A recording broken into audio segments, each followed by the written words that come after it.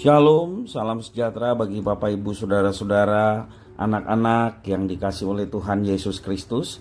Jumpa kembali bersama saya Pendeta Eka di dalam renungan firman Tuhan pada hari ini, hari Sabtu 15 April 2023. Sukacita dan damai sejahtera dari Tuhan Yesus kiranya menyertai hidup kita sekalian. Puji nama Tuhan. Sampai pada pembacaan firman Tuhan hari ini, yakni kitab Yoel pasal 1. Kiranya firman Tuhan yang kita baca sungguh memberkati kita sekalian. Baik, sebelum kita akan merenungkan bagian firman Tuhan hari ini, mari kita akan berdoa minta pimpinan Tuhan.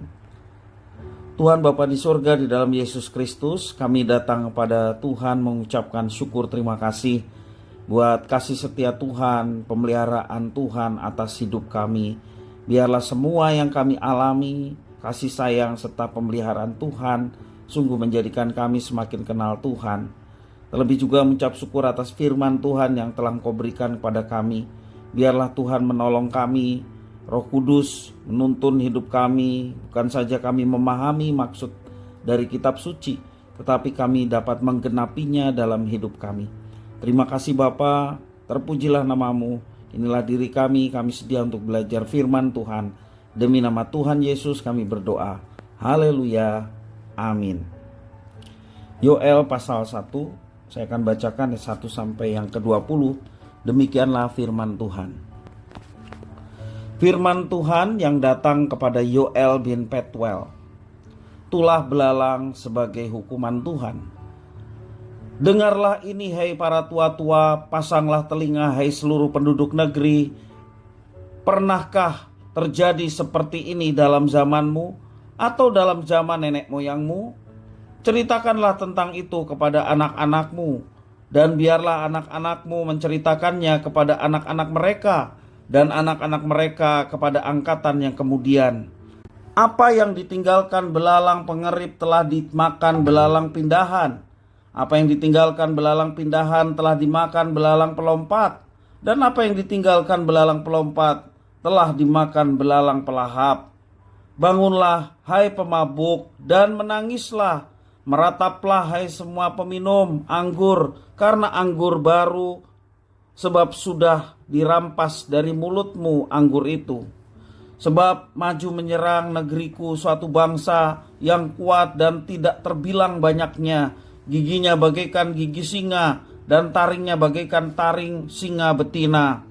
Telah dibuatnya pohon anggurku menjadi musnah, dan pohon araku menjadi buntung. Dikelupasnya kulitnya sama sekali dan dilemparkannya, sehingga carang-carangnya menjadi putih. Merataplah seperti anak dara yang berlilitkan kain kabung, karena mempelai kekasih masa mudanya. Korban sajian dan korban curahan sudah lenyap dari rumah Tuhan. Dan berkabunglah para imam, yakni pelayan-pelayan Tuhan. Ladang sudah musnah, tanah berkabung, sebab gandum sudah musnah, buah anggur sudah kering, minyak sudah menipis. Para petani menjadi malu, tukang-tukang kebun anggur meratap karena gandum dan karena jelai, sebab sudah musnah panen ladang. Pohon anggur sudah kering dan pohon ara sudah merana. Pohon delima, juga pohon korma, dan pohon apel. Segala pohon di padang sudah mengering. Sungguh kegirangan melayu dari antara anak-anak manusia. Lilitkanlah kain kabung dan mengeluhlah, hai para imam. Merataplah, hai para pelayan mezbah. Masuklah, bermalamlah dengan memakai kain kabung, hai para pelayan Allahku. Sebab sudah ditahan dari rumah Allahmu korban sajian dan korban curahan. Adakanlah puasa yang kudus, maklumkanlah perkumpulan raya, kumpulkanlah para tua-tua dan seluruh penduduk negeri ke rumah Tuhan Allahmu, dan berteriaklah kepada Tuhan, wahai hari itu, sungguh hari Tuhan sudah dekat, datangnya sebagai permusnahan dari Yang Maha Kuasa. Bukankah di depan mata kita sudah lenyap makanan sukaria dan sorak-sorai dari rumah Allah kita? Biji-bijian menjadi kering di dalam tanah, Lumbung-lumbung sudah licin tandas, rengkiang-rengkiang sudah runtuh, sebab gandum sudah habis. Betapa mengeluhnya hewan dan gempar kawanan-kawanan lembu, sebab tidak ada lagi padang rumput baginya. Juga kawanan kambing domba terkejut. Kepadamu ya Tuhan aku berseru, sebab api telah memakan habis tanah gembalaan di padang gurun, dan nyala api telah menghanguskan segala pohon di padang. Juga binatang-binatang di padang menjerit karena rindu kepadamu, sebab wadi telah kering, dan api pun telah memakan habis tanah gembalaan di padang gurun. Bapak Ibu Saudara-saudara yang dikasihi Tuhan, kita masuk dalam pembacaan kitab Yoel. Di dalam ayat yang ketiga dikatakan, ceritakanlah tentang itu kepada anak-anakmu, dan biarlah anak-anakmu menceritakan kepada anak-anak mereka, dan anak-anak mereka kepada angkatan yang kemudian. Bapak Ibu Saudara-saudara, ada suara Tuhan di balik setiap bencana alam yang terjadi. Di dalam kehidupan kita seringkali kita disuguhkan dengan berita-berita mengenai bencana alam, baik di TV, radio maupun juga di dalam media sosial yang sehari-hari kita pergunakan. Ada gempa bumi, ada tsunami, ada banjir bandang, tanah longsor, gunung meletus. Silih berganti bencana alam itu menghiasi berita setiap hari di dalam kehidupan kita. Pertanyaan pergumulannya adalah, apakah bumi yang semakin tua atau ulah manusia yang semakin menggila mengeksploitasi bumi demi uang? Atau Tuhan mulai bosan dengan tingkah pola manusia? Bapak Ibu Saudara-saudara, semuanya hanya sebuah pertanyaan yang kemudian jawabannya terdengar sayup-sayup tidak jelas. Apa makna terjadi bencana itu bagi kita? Apa pula hikmah yang bisa kita petik dalam setiap bencana yang terjadi di bumi ini? Dalam teks firman Tuhan yang kita baca hari ini, nubuat apa yang disampaikan oleh Nabi Yoel? Yakni serbuan belalang yang mengerikan. Begitu mengerikan sebab bencana sehebat itu tidak pernah terjadi sebelumnya. Di dalam ayat yang keempat ada keterangan tentang 4 jenis belalang yang muncul susul menyusul.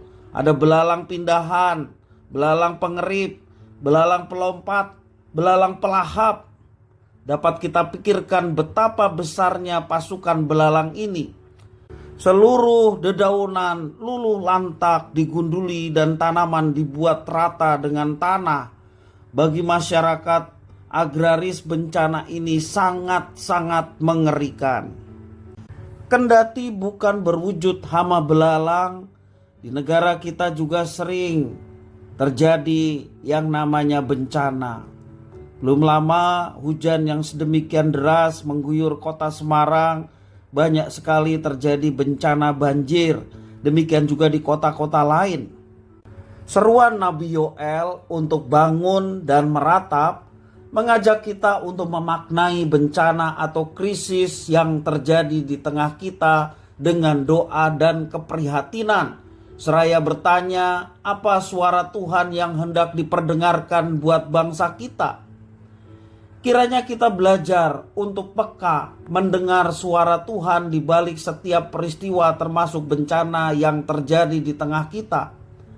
Dan semoga kita juga diberi keberanian untuk mewartakan suara Tuhan agar banyak orang dapat belajar dari setiap kejadian dan bencana yang terjadi, dan utamanya adalah banyak orang yang bertobat dari segala dosa-dosanya dan berbalik kepada Tuhan.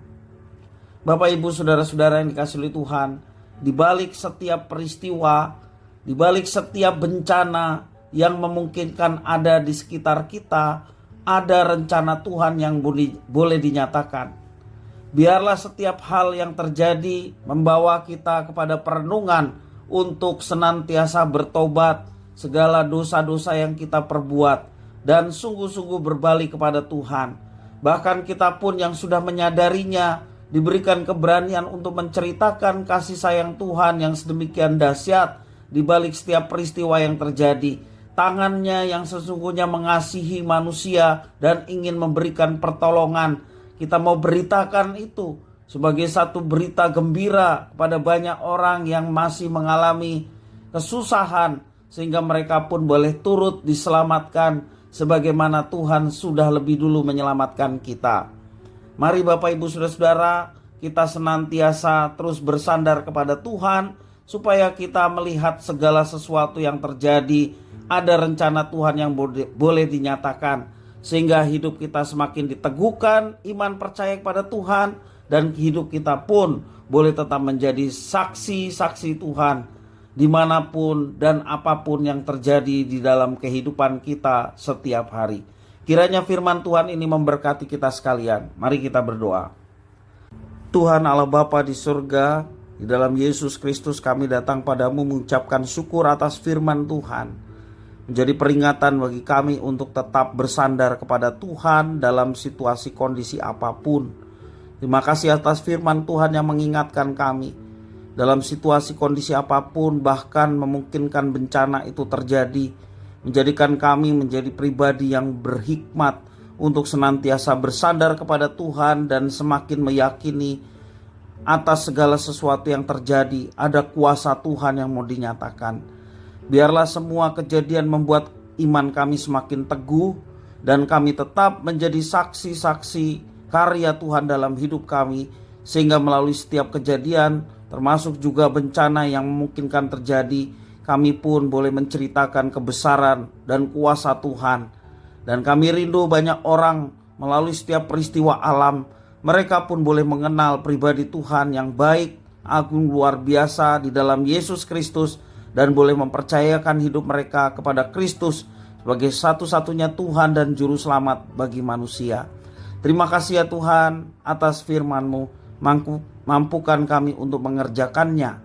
Demi nama Tuhan Yesus Kristus kami berdoa. Haleluya. Amin.